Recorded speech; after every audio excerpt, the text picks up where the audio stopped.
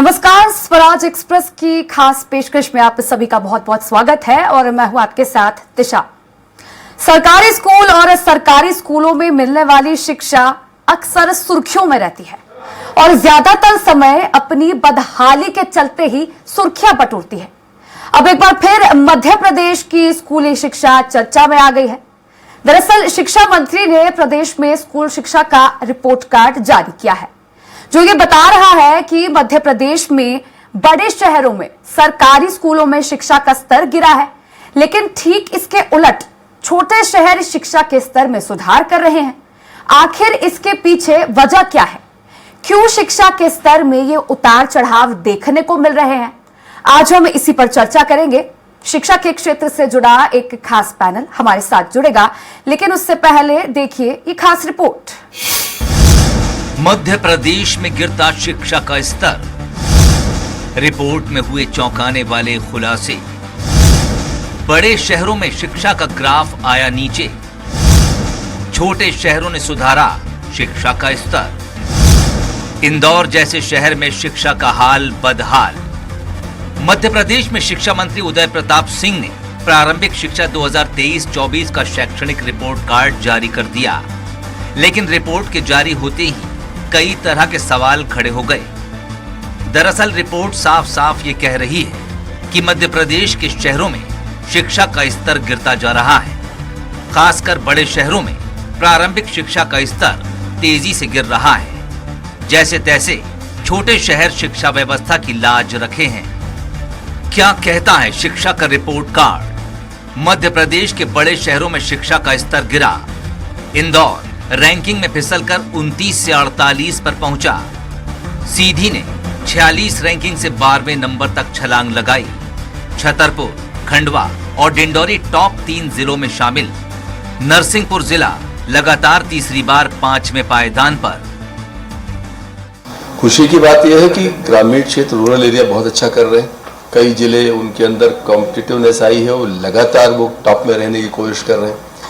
और थोड़ी सी तकलीफ वाली स्थिति यह है कि कैपिटल सिटी भोपाल, हमारी business hub, business capital Indore, ये शासकीय स्तर पर जो स्कूलिंग है उसमें कहीं ना कहीं पिछड़ रहे हैं। ये हमारी चिंता का विषय है। उस पर हम लोग फोकस कर रहे हैं। डिपार्टमेंट में हम लोग स्टडी भी कर रहे हैं कैसे उसको आगे बढ़ा सकते हैं। इतने दिनों में जो समझ पाया हूँ मैं, ऑफिसर्स ने फीडबैक दिया और नीचे ज़मीनी स्तर पे हम लोग लगातार 25-30 साल से काम कर रहे हैं, जो मुझे लगा।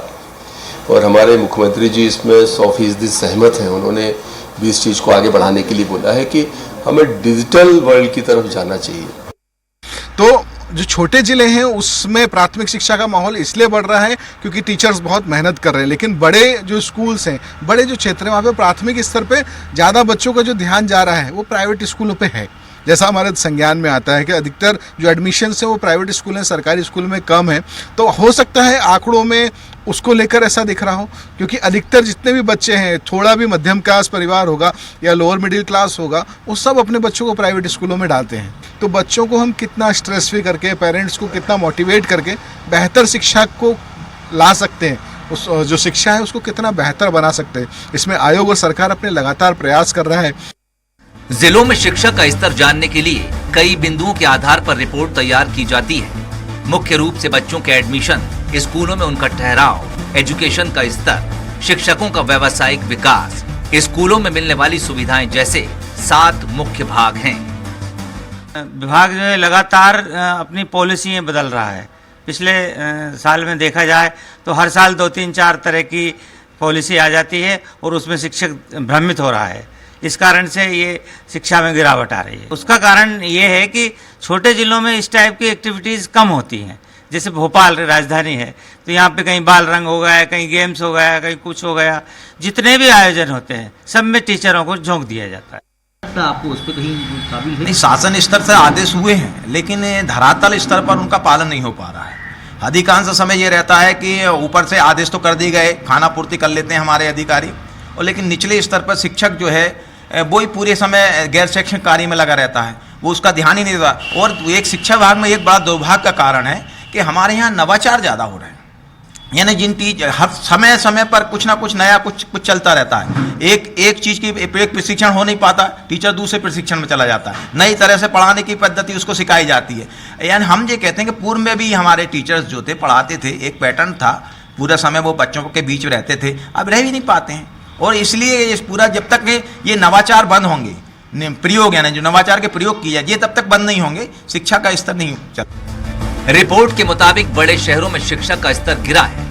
बॉटम में भोपाल और सागर जैसे जिले शामिल हैं। सीधी, राजगढ़ और रीवा ने अपनी रैंकिंग में सबसे ज्यादा सुधार किया है। वहीं श्योपुर, कटनी और इंदौर ने सबसे ज्यादा गिरावट दर्ज की है। संभागवार बात करें तो स्कूल शिक्षा के मामले में जबलपुर संभाग ने टॉप किया है। सागर संभाग दूसरे नंबर पर है, वहीं नर्मदापुरम संभाग तीसरे नंबर पर रहा। रिपोर्ट ये बता रही है कि स्कूली शिक्षा को लेकर ग्रामीण क्षेत्र अच्छा काम कर रहे हैं, लेकिन बड़े शहरों में शिक्षा का गिरता स्तर चिंता का विषय है। अब देश में नई शिक्षा नीति के भी चर्चे हैं। बच्चों को स्कूल जाने में मजा आए और बोझ न लगे, इसलिए बस्ते का वजन भी कम किया गया है। लेकिन शिक्षा का स्तर सुधारे बिना क्या ये प्रयास नौनिहालों को बेहतर शिक्षा दिला पाएंगे? ये सवाल अब भी प्रत्यक्ष रूप से खड़ा है। स्वराज एक्सप्रेस के लिए भोपाल से संजय डोंगर दिवे की रिपोर्ट।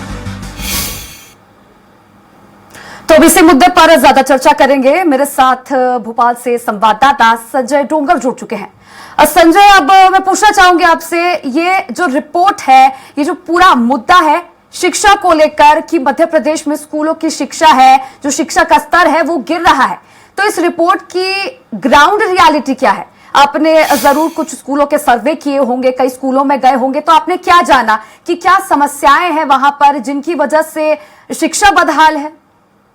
बिल्कुल त्रिशा, मैं आपको बता दूं कि जिस प्रकार से जब ये सर्वे रिपोर्ट बनाई गई थी और जब ये रिपोर्ट आई है उस पर 7 बिंदुओं को रखा गया था। हम ये कह सकते हैं कि उन 7 बिंदुओं में मध्य प्रदेश की राजधानी भोपाल हो, इंदौर हो, ग्वालियर हो, जबलपुर हो या मल्टी जितनी भी बड़ी जितने भी जिले हैं उनकी हालत खराब है।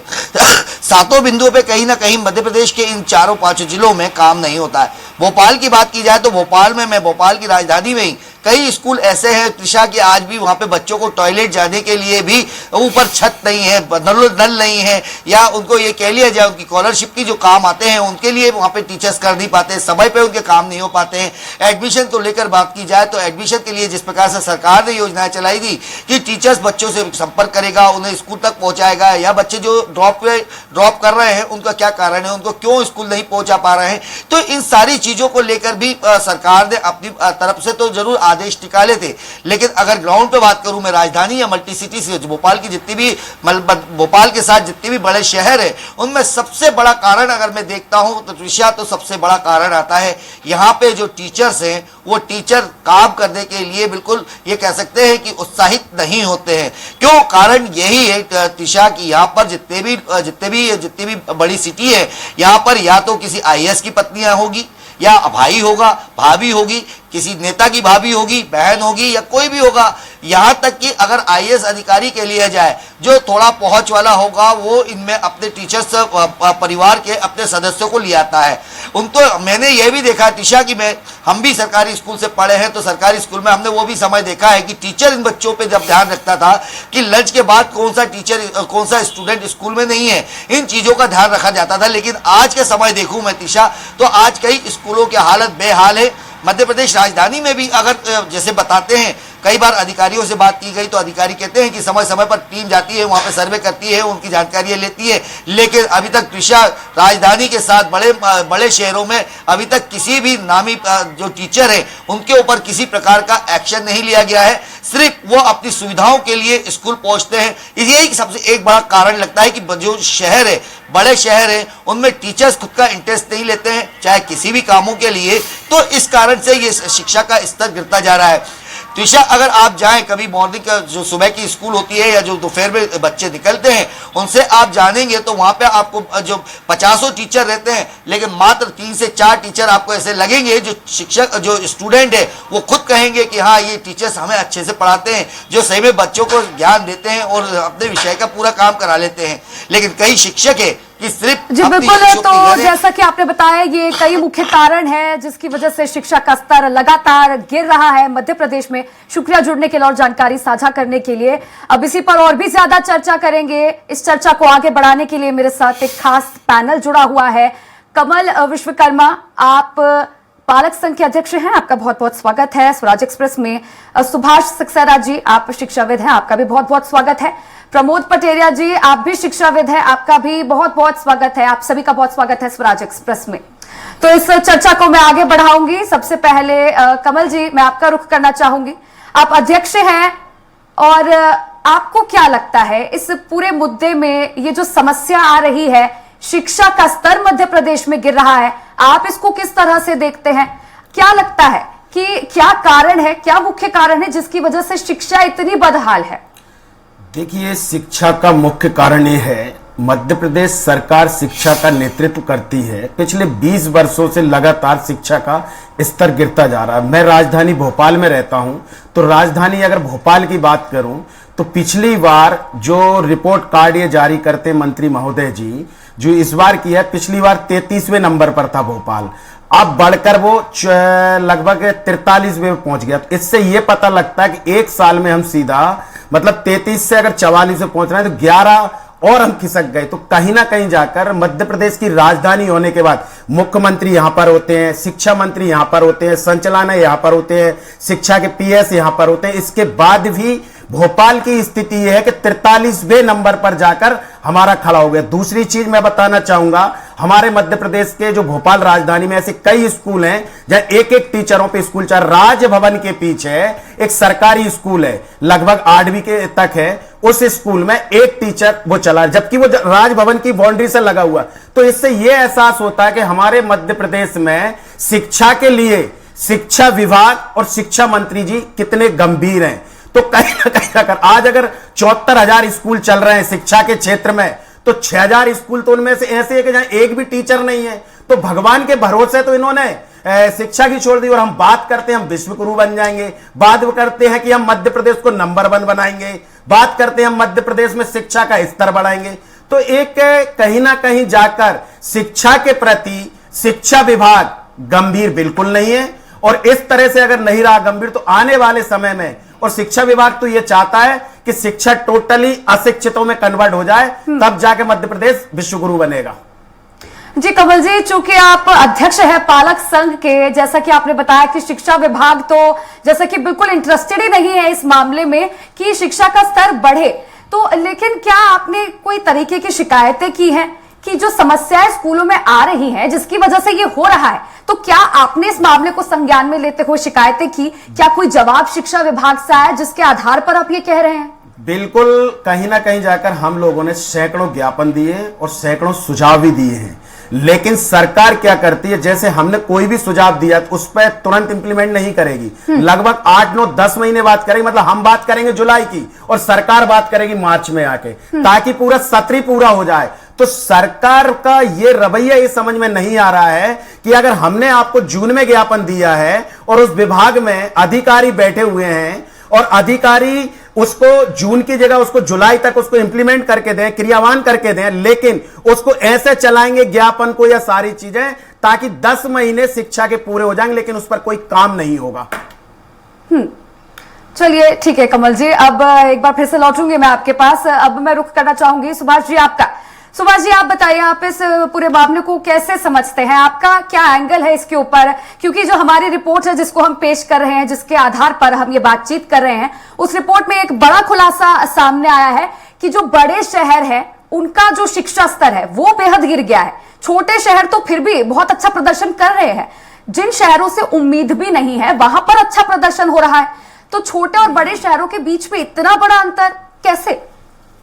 ये मैं कहना चाहूँगा कि सबसे बड़ी बात जो ये जो अंतर आया है, इसके पीछे सबसे बड़ा कारण ये है कि जो बड़े शहर हैं, भोपाल जैसे, इंदौर है, ग्वालियर है, जबलपुर है और गांव हैं, वो तो बड़े शहरों में जो विशेष हर माह, लगभग हर माह कोई ना कोई कार्यक्रम होता रहता है जिसमें टीचरों को लगा दिया जाता है।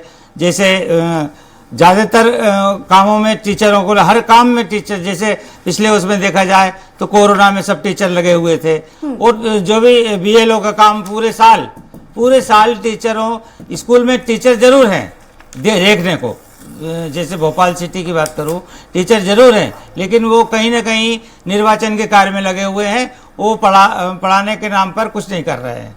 इससे जो है, और भी जैसे बाल रंग है, कोई भी बड़ी प्रतियोगिता है भोपाल में, तो भोपाल में बड़ी बड़ी प्रतियोगिता होती है, इंदौर में बड़ी बड़ी प्रतियोगिता होती है, तो यहाँ के टीचरों को जब भी कोई एक उसकी सेना की जरूरत पड़ती है प्रशासन को, तो सबसे बड़ा विभाग शिक्षा विभाग है, और उसमें शिक्षकों को लगा दिया जाता है। तो इस कारण से भोपाल में ये बड़े शहरों में और गाँव के शहरों में अंतर दिखाई दे रहा है।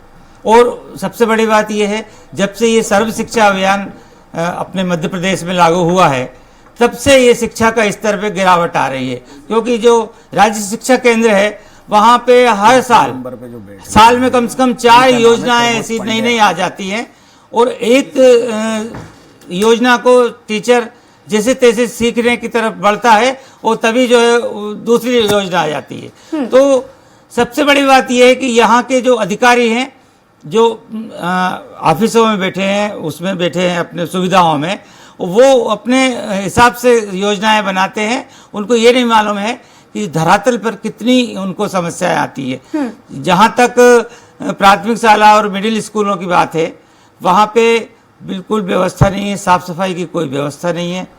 वहाँ पे जो भी करना पड़ता है, वहाँ के हेडमास्टर या वहाँ के प्रिंसिपल को या वहाँ के स्टाफ को जो व्यवस्था करना पड़ता है, इसके लिए ना कोई इसका वो बजट है, ना कोई प्रावधान है, और दूसरा टॉयलेट की व्यवस्था है, और भी अनेक व्यवस्था हैं। और दूसरा ये अभी जैसे रिपोर्ट में बताया है कि बड़े बड़े शहरों में अक्सर 90% महिलाएं हैं, और महिलाएं बड़े बड़े अधिकारियों की महिलाएं हैं, राजनीतिक लोगों जो राजनीति में रसूख रखते हैं उन लोगों की महिलाएं हैं, उनके रिश्तेदार हैं। तो इस कारण से उनके ऊपर जो अधिकारी है हमारे विभाग के, वो भी उतना वो नहीं कर पाते हैं कंट्रोल। तो ये सबसे बड़ा कारण है। और गांव में बहुत अच्छी बात है, अगर अच्छा स्तर आया है तो अच्छी बात है, परंतु भोपाल जैसे बड़े शहरों में भी सरकारी जो अधिकारी है, बहुत बड़ी फौज है हमारे विभाग में, बहुत बड़ी फौज होने के बावजूद भी जैसा निरीक्षण होना चाहिए सतत, वैसा निरीक्षण नहीं हो रहा है। और उस निरीक्षण के अभाव में ये अब निरीक्षण कहाँ से किया जाए।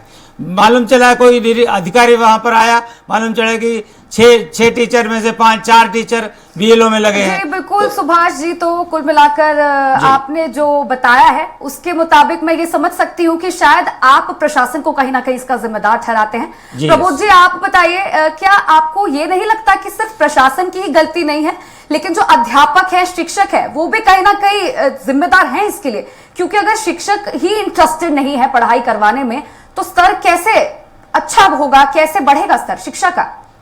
नहीं, देखिए, शिक्षक जो है वो प्रशासन का ही अंग है। अकेले आप शिक्षक को कहें या प्रशासन को कहें, बात एक ही है, कोई फर्क नहीं पड़ता कि शिक्षक क्या कर रहे हैं, क्योंकि शिक्षक को कंट्रोल करने की जिम्मेदारी प्रशासन की ही है।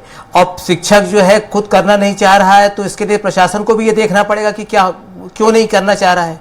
प्रबोध जी, लेकिन जैसा आपने बोला कि आपने कहा कि शिक्षक प्रशासन का ही अंग है, लेकिन अगर हम ग्रामीण क्षेत्रों की बात करें तो वहां पर शिक्षक अलग तरीके से काम करते हैं। उनका जो मोटिवेशन शिक्षा को लेकर होता है वो अलग ही तरीके का होता है, लेकिन यहाँ पर जो बड़े शहर है वहां पर ऐसा कुछ देखने को नहीं मिलता।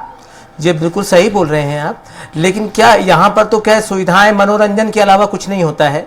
यहाँ पर स्कूलों में मनोरंजन देखेंगे, चाहे आप पीएस से लेकर के नीचे स्तर तक, हर महीने जो जैसे अभी सुभाष सर बता रहे थे, यहाँ पर सिर्फ मनोरंजन के कार्यक्रम होते रहते हैं। बच्चों के कार्यक्रम भी होते हैं, लेकिन उसको मनोरंजन के कार्यक्रम बना लिए गए हैं। उससे शिक्षा का जुड़ाव होना चाहिए, वो जुड़ाव नहीं हो पा रहा है। बच्चों का जो शिक्षा के प्रति जुड़ाव होना चाहिए या खेल के प्रति भी जुड़ाव होना चाहिए, वो सिर्फ कार्यक्रम तक सीमित रह गया है। तो जब तक अपन दोनों को लेकर के, जब अपन शिक्षा और खेल या जो अन्य एक्टिविटीज हैं उनको आपस में जोड़ेंगे नहीं, तब तक शिक्षा का स्तर ऊंचा उठ नहीं सकता। और जब जहां तक छोटी जगहों की बात है, वहां सुविधाएं जो है एक तो बहुत सीमित हैं, और दूसरे स्कूल भी बहुत सीमित हैं, निजी स्कूल भी बहुत सीमित हैं। शिक्षा का व्यवसायीकरण भी बहुत सीमित है। तो ये बहुत सारी चीजें हैं जिसके कारण जो है बच्चे डाइवर्ट होते हैं सरकारी स्कूलों की ओर। क्योंकि जो अभी भी अपने यहाँ देश की स्थिति है, आज तो आपको पता ही है कि हमारे देश कोई, जरूर हम तीसरे नंबर की अर्थव्यवस्था बनने वाले हैं, लेकिन हमारे यहाँ स्थिति वास्तव में वैसी अर्थव्यवस्था ऐसी है नहीं। आज भी जो है कि हर आदमी आर्थिक रूप से जूझ रहा है पढ़ाने के लिए। और अभी हमने कोरोना के बाद ये जरूर देखा है कि लोग सरकारी स्कूलों की ओर तेजी से डाइवर्ट हुए हैं, और इसमें हम लोगों ने बहुत प्रयास किए हैं कि किसी भी तरीके से लोग, बच्चे जो हैं सरकारी स्कूलों में जाएं। लेकिन दुख इस बात का है कि सरकारी स्कूलों में सुविधाओं की बहुत कमी है। ना टीचर है, ना टॉयलेट है, ना खेल का सामान है, ना लाइब्रेरी है, ना किताबें हैं, ना बिजली है, ना पानी है, ना ग्राउंड है, ना टॉयलेट है। क्या है यही समझ में नहीं आता। ना बिजली है, मैंने तो स्कूल में जाके देखा कि बिजली का फ्यूज था तो एक एक महीने से फ्यूज है। अंत में जाके एक टीचर ने जो है उसको लगाया है वहां पर जाके। ये कितनी, मतलब स्थिति इतनी दयनीय है कि कहा नहीं जा सकता। अब बच्चे पढ़े तो पढ़े कहाँ, जब आप उनको, आप हिंदी मीडियम है, अभी कुछ सरकार ने सीएम राइज स्कूल किए हैं, पीएम स्कूल योजना शुरू की है, 40-40 करोड़ के स्कूल बना रहे हैं, और वहां पर 1,19,000 से 1 लाख स्कूल, 93,000 स्कूल बचे हैं। स्कूल बंद करते जा रहे हैं और एक नए स्कूल 40-40 करोड़ के बना रहे हैं। उस 40 करोड़ में कम से कम नहीं तो 20-25 स्कूल शानदार बनाए जा सकते हैं, जिसको, मतलब जैसा उसी हमारा स्कूल बनेगा वैसा ही स्कूल डेवलप किया जा सकता है। प्राइम लोकेशन में स्कूल हैं, प्राइम जगहों पे जमीनें हैं, सब कुछ है, लेकिन सुविधाएं बढ़ाने को सरकार की दिलचस्पी नहीं है। नए नए खोलना है, उसमें नई नई योजनाएं बनाना है। योजनाओं से नहीं बनेगा, आप उसमें कुछ स्टेबिलिटी लानी पड़ेगी, और स्टेबिलिटी के लिए कुछ समय देना पड़ेगा। जो भी योजना लाए उसके लिए समय देना पड़ेगा। जब तक समय नहीं दिया जाएगा नहीं बन सकेगा काम। जी बिल्कुल प्रबोध जी, तो कुल मिलाकर कह सकते हैं कि ये जो स्थिति बन रही है मध्य प्रदेश में, शिक्षा का स्तर घट रहा है, इसके लिए कहीं ना कहीं प्रशासन गंभीर रूप से जिम्मेदार है, और इनके साथ साथ जो अध्यापक है, शिक्षक है, उनकी भी भागीदारी है। और अब देखने वाली बात होगी कि प्रशासन क्या पहल करता है, क्या प्रशासन के द्वारा कोई कदम उठाए जाते हैं या नहीं मध्य प्रदेश में शिक्षा स्तर बढ़ाने के लिए। आप सभी का शुक्रिया जुड़ने के लिए और इस संबंध में मेरे साथ चर्चा करने के लिए। तो फिलहाल इस खास पेशकश में इतना ही। आप देखते रहिए स्वराज एक्सप्रेस। नमस्कार।